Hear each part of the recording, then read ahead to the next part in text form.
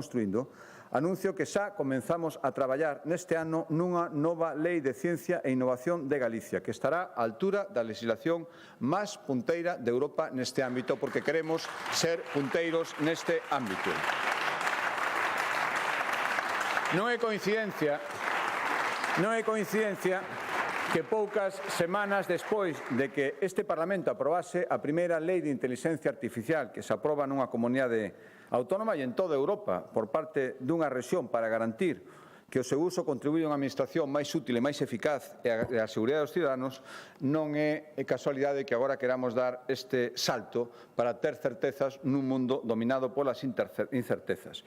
Sería unha equivocación, señorías, pensar que os grandes avances que experimentou Galicia nas últimas décadas son irreversibles ou que non tiveron ningún custe. Nin son irreversibles, poden virar, especialmente algúns en calquer momento, e, por suposto, tiveron os seus custes.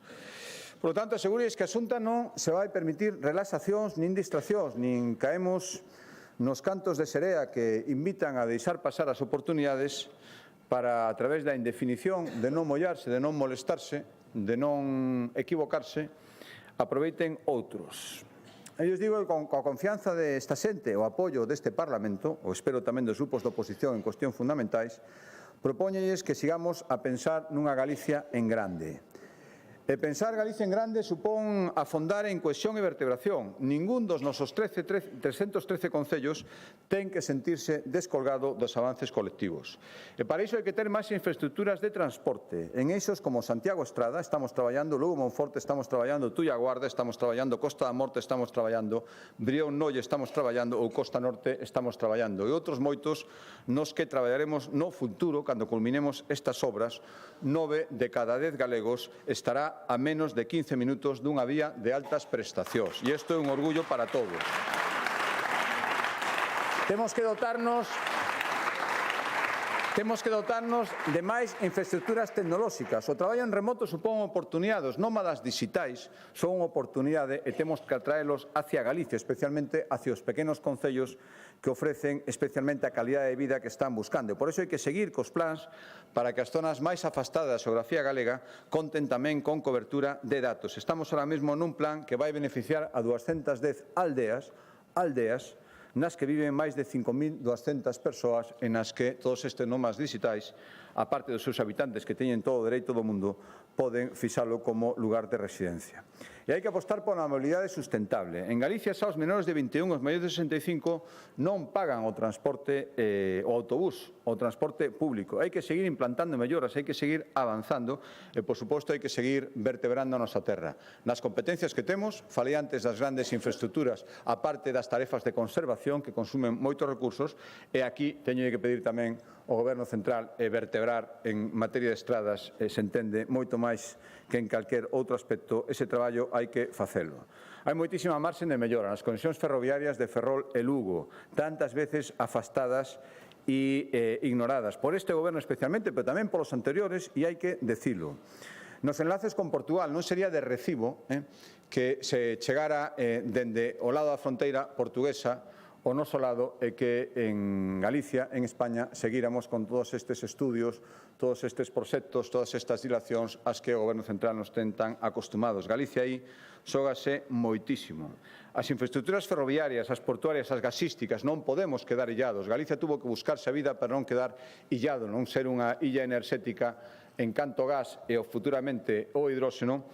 E ese illamento, teño que decirlo, se nos condenaba dende o Goberno Central. Temos que pensar Galicia en grande, e pensar Galicia en grande supón protexer o medio ambiente. A nosa comunidade ten que seguir sendo líder en defensa da nosa biodiversidade e en loita contra o cambio climático. Todas esas empresas que están colaborando nesa alianza que hai coa Xunta de Galicia son unha boa mostra de que as cousas estánse facendo ben. Hai que cuidar o noso monte, unha enorme riqueza.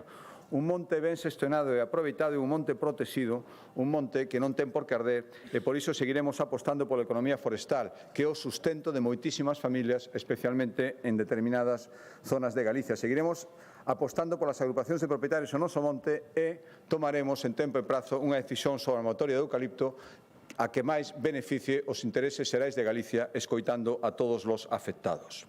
E pensar Galicia en grande supón desfacerse das enferrusadas, hai que dicilo así, limitacións partidistas que poden impedir un gran pacto pola lingua, e máis, que buscan impedir un gran pacto pola lingua.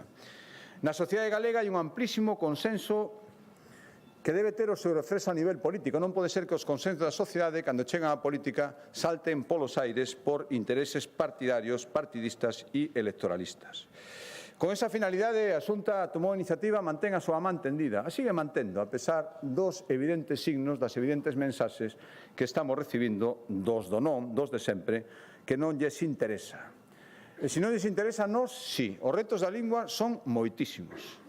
Hai que seducir a novos galegos para que adoten a nosa lingua, hai que penetrar máis en ámbitos da sociedade que aínda se lle resisten a nosa lingua, hai que reforzar as imensas pontes, as imensas oportunidades que plantexa o mundo da lusofonía, hai que facer moitísimas cousas. E, ora, todo isto non se pode facer, ningún destes retos se solucionará utilizando a lingua galega como arma política, e quero dicilo aquí. E pensar Galicia en grande supón apostar pola nosa cultura, que é tan diversa como diversa é a nosa sociedade. Para cada gusto ten que existir, existe en Galicia esas industrias culturais pusantes que ofrecen un grupo de música, un produto visual ou un libro elaborado aquí, en Galicia, e que está á altura de calquer creación literaria, cultural, que se poida facer en calquera lugar do mundo. Non podo rematar esta intervención, o sei que é o día de San Xurxo, San Jordi en Cataluña, para animarles a que regalen todos vostedes, os seus seres queridos, un libro de literatura galega. Creo que sería unha boa mostra deste compromiso.